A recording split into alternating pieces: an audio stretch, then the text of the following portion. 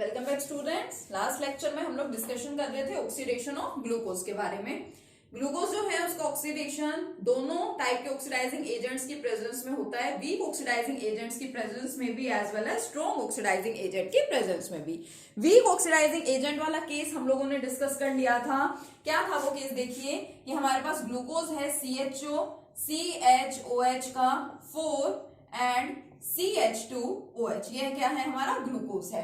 इसका रिएक्शन हम लोगों ने करवा दिया था यहाँ पे ब्रोमीन वाटर के साथ which act as the mild oxidising agent. तो यहाँ पे बनी थी हमारे पास ग्लूकोनिक एसिड। नाम आपको जरूर ध्यान रखना है, क्या है इस एसिड का नाम? Gluconic acid. देखो एसिड बन गई ना, कार्बोक्सिलिक एसिड है यहाँ पे, कार्बोक्सिल ग्रुप है, so it's name is gluconic acid. But अगर हम यहाँ पे ले लेते हैं कोई स्ट्रॉन्ग ऑक्सीडाइजिंग एजेंट, ठीक है, अभी आपने अच्छे से नोट डाउन कर लिया होगा। अब यहाँ पे मैं क्या कर रही हूँ, मैं वीक ऑक्सीडाइजिंग एजेंट या माइल्ड ऑक्सीडाइजिंग एजेंट को रिप्लेस कर रही हूँ किसके साथ में? स्ट्रॉन्ग यानी कि पावरफुल ऑक्सीडाइजिंग एजेंट के साथ। अब इसका मतलब ये भी नहीं है कि ग्लूकोज हर टाइप के स्ट्रॉन्ग ऑक्सीडाइजिंग एजेंट के साथ रिएक्शन शो कर ही देगा। ग्लूकोज का ऑक्सीडेशन होता है in the presence of concentrated HNO3। Concentrated nitric acid act here as a strong and a powerful oxidising agent. तो अब इसके अंदर, अब ये स्ट्रॉन्ग है तो इसके अंदर इतनी कैपेसिटी होती है, इतनी टेंडेंसी है कि ये इस एल्डिहाइड को तो कार्बोक्सिल ग्रुप में कन्वर्ट करवा ही देती है एसिड। साथ में ये आपका एज इट इज रहता है CHOH का 4 एंड लास्ट वाला जो कार्बन है ये भी जो जो यहाँ पे इसके साथ में अटैच है वो सब कन्वर्ट किसमें हो जाता है? आपके कार्बोक्सिल ग्रुप में। अगर हम ले रहे थे यहाँ पे वीक यानी कि माइल्ड ऑक्सीडाइजिंग एजेंट तो सिर्फ फर्स्ट पोजीशन पे आपका कार्बोक्सिल ग्रुप आ रहा था और उस कंपाउंड का नाम क्या था? Gluconic acid. अगर हम लोग ले लेते हैं स्ट्रॉन्ग ऑक्सीडाइजिंग एजेंट तो फर्स्ट एंड लास्ट दोनों जगह मींस जो टर्मिनल पोजीशंस हैं वहां पे आपका कार्बोक्सिल ग्रुप इंट्रोड्यूस हो गया था और इस एसिड का नाम क्या है?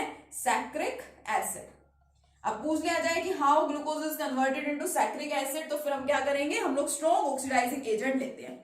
अब देखो आपको यहाँ पे क्या करना है, आपको केमिकल प्रॉपर्टीज तो पढ़नी ही है बट साथ साथ में हम लोग जस्टिफिकेशन भी कर रहे हैं। जस्टिफिकेशन का मतलब यही होता है कि हम इसमें जस्टिफाई करें या प्रूव करें कि ग्लूकोज में एल्डिहाइड ग्रुप है, ग्लूकोज में हाइड्रोक्सिल ग्रुप है, तो इन रिएक्शन से ये सारी चीजें प्रूव हो रही हैं। देखो ग्लूकोज में ऑब्वियसली एल्डिहाइड ग्रुप प्रेजेंट होगा, तभी तो जब उसका ऑक्सीडेशन होता है तो ये जो ग्रुप था यहाँ पे वो कन्वर्ट किसमें हो गया? कार्बोक्सिल ग्रुप के अंदर, ठीक है। OH ग्रुप भी है। अब OH ग्रुप का भी अगर आप स्ट्रॉन्ग ऑक्सीडाइजिंग एजेंट के प्रेजेंस में ऑक्सीडेशन करा रहे हैं तो वो कन्वर्ट किसमें हो जाएगा? सैक्रिक एसिड में। यानी कि यहाँ पे आप क्या कर रहे हैं? साथ साथ में आप स्ट्रक्चर का जस्टिफिकेशन भी यहाँ पे कर रहे हैं। आपने यहाँ पे ऑक्सीडेशन रिएक्शन तो शो किया ही है, आप यहाँ केमिकल प्रॉपर्टी को तो शो कर ही रहे हैं बट साथ में आप ये भी जस्टिफाई कर रहे हैं कि जो आप स्ट्रक्चर बनाते हैं, रिप्रेजेंट करते हैं, उसके अंदर एल्डिहाइड ग्रुप है या फिर हाइड्रोक्सिल ग्रुप है, कौन कौन से उसके अंदर ग्रुप्स प्रेजेंट है, ठीक है। तो फर्स्ट हो गया हमारा ऑक्सीडेशन ऑफ द ग्लूकोज। अब ऑक्सीडेशन के बाद अगर नेक्स्ट प्रॉपर्टी की बात करें तो देखिए नेक्स्ट रिएक्शन क्या है ग्लूकोज का? Next is the reaction with hydroxylamine. Reaction with hydroxyl अमीन।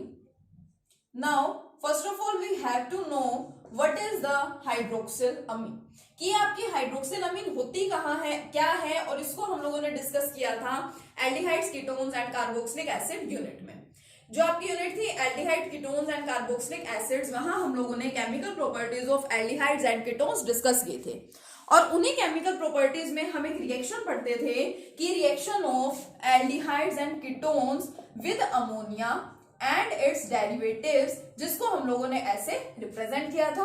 और मैंने ये रिएक्शन का आपको बहुत इजी सा मेथड बताया था कि ये आपका कार्बोनिल ग्रुप है, वेदर इट इज एल्डिहाइड और कीटोन। इसका रिएक्शन अगर अमोनिया डेरिवेटिव से हो रहा है तो आपको क्या करना है? आपको जस्ट इन दोनों की पोजीशन को इंटरचेंज करके लिख देना है। H2 को लिख दो पहले N एंड Z। यहां से जो वाटर है वो क्या हो जाता है? रिमूव हो जाता है और प्रोडक्ट क्या बन जाता है? Carbon double bond NZ। इस टाइप के आपके बन जाते हैं प्रोडक्ट्स। तो यहाँ पे जो आपका ग्लूकोज है उसका भी रिएक्शन हमें दिखाना है किसके साथ? हाइड्रोक्सिल अमीन के साथ। एंड हाइड्रोक्सिल अमीन क्या होती है कि NH2 में जो Z हमारा ग्रुप है, Z को अगर हम ले ले OH मींस जो हमारा NH2OH है इट इज योर हाइड्रोक्सिल अमीन। तो ग्लूकोज क्या करता है? ग्लूकोज हाइड्रोक्सिल अमीन के साथ भी रिएक्शन शो करता है। Now it is your glucose and it reacts with hydroxylamine NH2OH। अब अगर मैं यही वाला रूल फॉलो करूं यहाँ पे, तो मुझे क्या करना पड़ेगा, मुझे इसको इंटरचेंज करके लिखना पड़ेगा दोनों की पोजीशंस को। तो आई विल राइट H2N।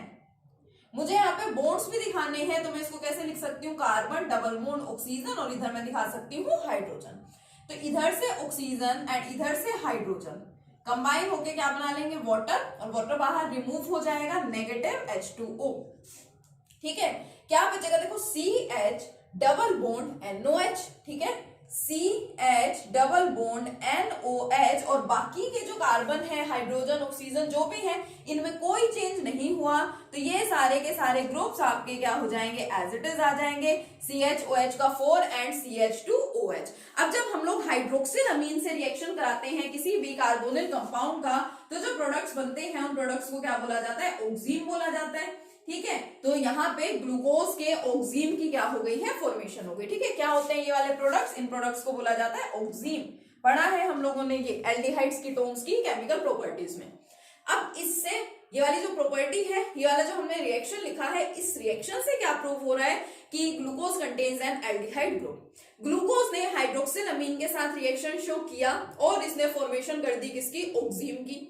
ऐसा पॉसिबल कब है, अगर इसके अंदर एल्डिहाइड ग्रुप प्रेजेंट होगा तभी ऐसा पॉसिबल है। क्यों, क्योंकि एल्डिहाइड ही क्या करता है, हाइड्रोक्सिल अमीन के साथ रिएक्शन शो करता है। जो एल्कोहल्स है, जो हमारा OH ग्रुप है, वो हाइड्रोक्सिल अमीन के साथ रिएक्शन शो नहीं करता, इसलिए आपका OH ग्रुप यहाँ पे क्या रह गया है, एज इट इज रह गया।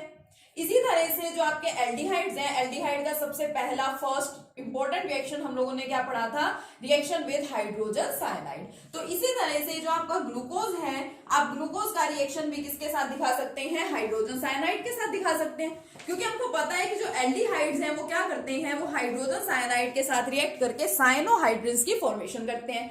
तो ग्लूकोज में भी आपका कौन सा ग्रुप प्रेजेंट है, एल्डिहाइड ग्रुप प्रेजेंट है, तो ये भी HCN के साथ क्या करता है, रिएक्शन करता है। प्रोडक्ट क्या बनता था, यहाँ पे देखिए CH, ये CH ऐसा रहता था, OH एंड CN ये बनता था। ये आपको ध्यान होगा, हम लोगों ने कंप्लीट मैकेनिज्म इसका पढ़ा था। ऊपर CN दिखाना चाहे तो ऊपर CN दिखा दो, नीचे क्या दिखा दोगे, OH दिखा दोगे। ठीक है, और बाकी किसी में कोई चेंज नहीं हुआ है, ये आपके एज इट इज रह जाएंगे। तो ये क्या बन गया, ग्लूकोज का साइनोहाइड्रिन बन गया। तो इस रिएक्शन से भी हमें क्या पता चला है, that our glucose contains aldehyde group, क्योंकि इसमें एल्डिहाइड ग्रुप प्रेजेंट है तभी तो ये रिएक्शन शो कर रहा है, अदरवाइज ये रिएक्शन शो ही ना करता। ठीक है, तो ये हमारी नेक्स्ट प्रॉपर्टी हो गई है, reaction with hydroxylamine and reaction with hydrogen cyanide. ठीक है, रिएक्शन विद हाइड्रोजन साइनाइड भी मैंने आपको यहीं दिखा दिया, तो मैं लिख देती हूँ hydroxylamine and hydrogen cyanide. ठीक है, नेक्स्ट रिएक्शन की बात करते हैं, reaction of glucose with acetic anhydride. जो हमारा ग्लूकोज है वो क्या करता है, वो एसिटिक एनहाइड्राइड के साथ भी रिएक्शन शो करता है। कैसे शो करता है, चलिए देखते हैं। यस, देखिए, next is the reaction of glucose with acetic anhydride. Now what is acetic anhydride? This is acetic anhydride CH3CO का whole twice and O। और हमें पता है कि एसिटिक एनहाइड्राइड के मैक्सिमम रिएक्शंस होते हैं in the presence of pyridine, base की प्रेजेंस में रिएक्शन कराया जाता है विद एसिटिक एनहाइड्राइड। देखिए, जो एल्डिहाइड है आपका, aldehyde do not react with acetic anhydride. Aldehyde group acetic anhydride के साथ रिएक्शन शो नहीं करता। एसिटिक एनहाइड्राइड के साथ रिएक्शन शो कौन करता है, आपका OH ग्रुप। तो एल्डिहाइड जब इसके साथ रिएक्शन शो करता ही नहीं है, तो यानी कि ये ग्रुप आपका एज इट इज रह जाता है। ये रहा CHO, और यहाँ देखिए किस तरह से रिएक्शन होता है, ये आपका CH एंड O ये तो रहते हैं एज इट इज। जो हाइड्रोजन है यहाँ पे, इस हाइड्रोजन को रिप्लेस कर देता है ये ग्रुप जो कि ब्रैकेट के अंदर प्रेजेंट है। ब्रैकेट के अंदर कौन है, CO CH3। ये CO आपको पता है कार्बोनिल है, कार्बन और ऑक्सीजन के बीच में डबल बॉन्ड प्रेजेंट है, तो इसको कैसे लिख देंगे, ये आपका CHO as it is and CHO CH3 यही होगा। ये आपका CHO as it is hydrogen को रिप्लेस कर रहा है जो ब्रैकेट के अंदर है, COCH3। तो C and O double bond है यहाँ पे, ठीक है, तो दिखा दिया एंड CH3, इसके 4 मॉलिक्यूल्स एंड सेम हियर, ये आपका CH2O and here again COCH3। तो एसिटिक एनहाइड्राइड के साथ रिएक्शन करके क्या बन गए, एनहाइड्राइड्स बन गए। ग्लूकोज एनहाइड्राइड की यहाँ पे क्या हो गई, फॉर्मेशन हो गई। इससे क्या जस्टिफाई हुआ, that our glucose contains OH group, क्योंकि जो OH ग्रुप है वही क्या करता है, वही एसिटिक एनहाइड्राइड के साथ रिएक्शन शो करता है। तो हम लोगों ने यहाँ ग्रुप्स की तो बात कर ली कि एल्डिहाइड ग्रुप है, इसमें ये पता चल गया, हाइड्रोक्सिल ग्रुप है इसके अंदर, ये हमें पता चल गया, मींस OH ग्रुप है, अल्कोहलिक ग्रुप है। अब ये कैसे पता चलेगा कि जो कार्बन एटम्स है वो सारे के सारे स्ट्रेट चेन में ही अरेंज है। ठीक है, स्ट्रेट चेन में मैंने आपको अरेंज करके दिखाए थे कार्बन आइटम्स, तो वो किस प्रॉपर्टी से पता चला। अगर हम करा दें ग्लूकोज की प्रोलॉन्ग्ड हीटिंग, प्रोलॉन्ग्ड हीटिंग का मतलब लंबे टाइम तक उसकी हीटिंग कराना, ठीक है, क्या है, ऑन प्रोलॉन्ग्ड हीटिंग, ठीक है, मतलब बहुत लंबे टाइम तक हम हीटिंग करा रहे हैं, on prolonged heating of glucose with HI, hydrogen iodide के साथ जब हम लोग क्या कराते हैं, ग्लूकोज की प्रोलॉन्ग्ड हीटिंग कराते हैं, तो देखिए क्या बनता है, ये आपका ग्लूकोज है, CHO CHOH का 4 एंड CH2OH। HI के प्रेजेंस में प्रोलॉन्ग्ड हीटिंग हो रही है, ठीक है, हीटिंग का सिंबल दिखा दिया, तो फॉर्मेशन हो जाती है N-हेक्सेन की। टोटल देखो 6 कार्बन एटम्स यहाँ प्रेजेंट है ग्लूकोज में, तो 6 कार्बन एटम स्ट्रेट चेन में अरेंज हो जाते हैं और बना लेते हैं N-हेक्सेन, CH3 CH2 CH2 CH2 CH2 and CH3। कितने कार्बन हो गए, 1 2 3 4 5 एंड 6।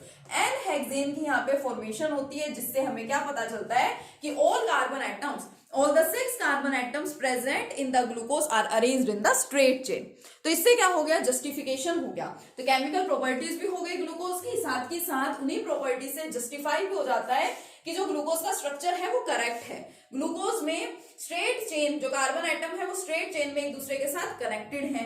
ग्लूकोज के अंदर एल्डिहाइड ग्रुप प्रेजेंट है, ग्लूकोज के अंदर OH ग्रुप प्रेजेंट है। ये सारी चीजें हमें इन प्रॉपर्टी से पता चल गई, ठीक है। लेकिन ये जस्टिफिकेशन हुआ एक तरह से ओपन स्ट्रक्चर ऑफ ग्लूकोज का, क्योंकि हम देखो इस वाले स्ट्रक्चर का यूज कर रहे हैं। लेकिन अब साइक्लिक स्ट्रक्चर मैंने आपको बनाना सिखा दिया, बट साइक्लिक स्ट्रक्चर की नीड क्या है, क्यों हम लोगों को वो स्ट्रक्चर बनाने की जरूरत पड़ी। एक्चुअल में ये जो आपका ओपन स्ट्रक्चर है ग्लूकोज का, ये जितने रिएक्शन शो कर रहा है, सिर्फ इतने ही रिएक्शंस नहीं होते ग्लूकोज के, ठीक है, और भी काफी सारी चीजें हैं, कुछ प्रॉपर्टीज हैं जो आपका ये ओपन स्ट्रक्चर एक्सप्लेन नहीं कर पाता है। तो उसके लिए फिर हमें स्ट्रक्चर का मॉडिफिकेशन करना पड़ेगा। हमें किसी नए स्ट्रक्चर ऑफ ग्लूकोज की रिक्वायरमेंट थी, ठीक है, और वो नया स्ट्रक्चर ऑफ ग्लूकोज ही क्या था, आपका साइक्लिक स्ट्रक्चर या क्लोज्ड स्ट्रक्चर, जिसको हम लोगों ने हैवर्थ स्ट्रक्चर बोला था, जो हम लोगों ने एनोमर्स को डिस्कस किया था, ठीक है। तो क्या लिमिटेशंस थी, ठीक है, ग्लूकोज का जो ओपन स्ट्रक्चर एक्सप्लेन नहीं कर पाया था, इसको हम लोग डिस्कस करेंगे अपने नेक्स्ट लेक्चर में। ओके, तब तक के लिए कीप लर्निंग, थैंक यू।